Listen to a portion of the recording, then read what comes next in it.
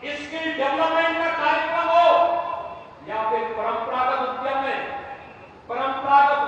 में one district one product में जिस कार्यक्रम को लेकर के समाज आज उत्तर प्रदेश आगे बढ़ा, जिसको प्रधानमंत्री मोदी जी का आशीर्वाद प्राप्त हुआ, जो प्रधानमंत्री मोदी जी के लोकल फॉर वोकल के बारे में और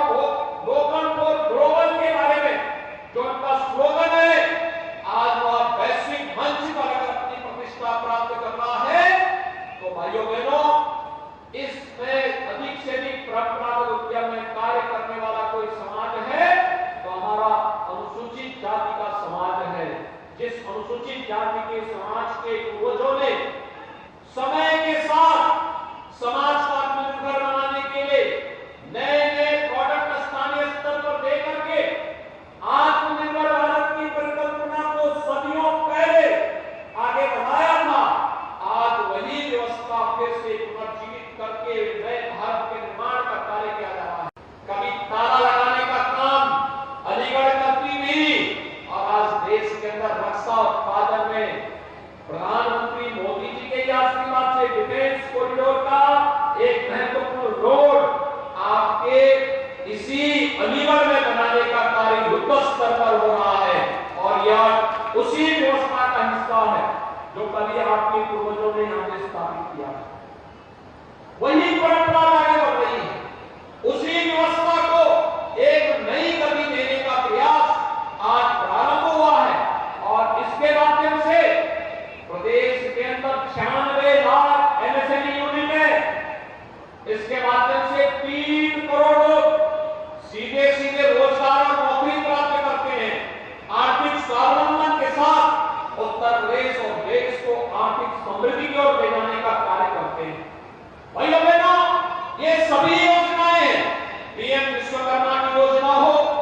या प्रदेश के अंदर विश्वकर्मा श्रम सम्मान की योजना, मुख्यमंत्री सामूहिक विवाह की योजना हो या फिर कन्या सुमंगला की योजना, प्रदेश के अंदर कृषक दुर्घटना बीमा योजना की कार्रवाई हो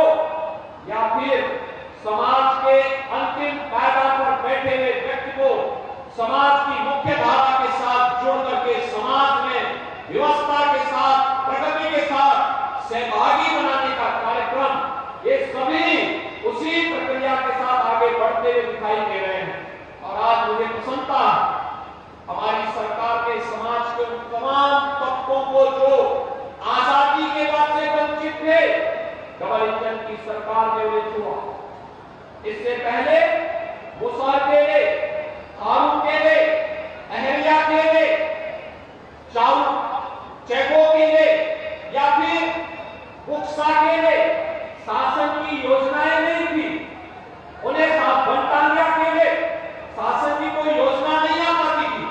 आज मुझे प्रसन्नता है इनमें से अधिकतर जातियों को केंद्र और राज्य सरकार की 100% योजनाओं से आच्छादित कर दिया गया है और उन्हें 100% आच्छादित करने के लिए हर वंचित तबके को, हर दलित तबके को शासन की 100% योजना से आच्छादित करने के लिए डबल इंजन की सरकार पूरी प्रतिबद्धता के साथ कार्य कर रही है। 2017 के पहले जो सरकारें प्रदेश में काबिज थी,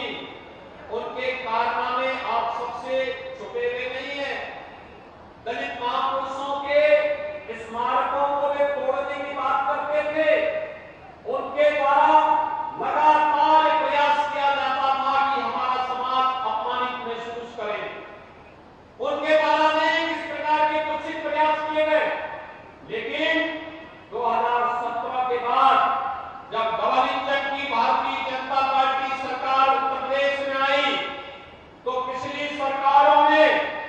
जो अनुसूचित जाति जनजाति की छात्रवृत्ति को उत्तर प्रदेश में रोक दिया था, उस छात्रवृत्ति को फिर से चालू करते हुए यह सुनिश्चित किया कि अनुसूचित जाति जनजाति के हर छात्र को समय से छात्रवृत्ति मिले। यह व्यवस्था भी पुख्ता व्यवस्था करने का कार्य किया गया। यह सुनिश्चित किया गया हर सरकारी कार्यालय में बाबा साहब भीमराव अम्बेडकर जो भारत के संविधान के निर्माता है, भारत के संविधान के शिल्पी है, उनकी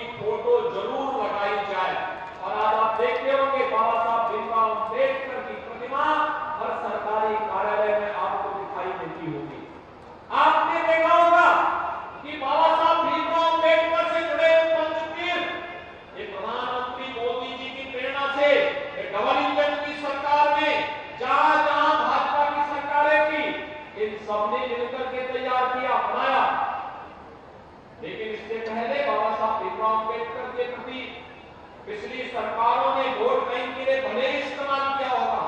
लेकिन सम्मान का भाव व्यक्त नहीं किया। आज तो हमारी सरकार लखनऊ में भी बाबा साहब भीमराव अम्बेडकर जी की स्मृति को जीवंत बनाए रखने के लिए एक अंतर्राष्ट्रीय केंद्र की स्थापना कर रही है। इसी वर्ष के अंतर वह केंद्र बनकर के तैयार हो जाएगा। हमारी सरकार में डबल इंजन की सरकार का प्रयास है कि लालापुर जो महर्षि वाल्मीकि जी से जुड़ा हुआ पवित्र स्थल है, उसके पुनरुद्धार का कार्य वहां पे डबल इंजन की सरकार कर रही है। ये डबल इंजन की सरकार का ही प्रयास है। संत रविदास जी की पावन जन्मभूमि श्री गोवर्धन वाराणसी में वहां पर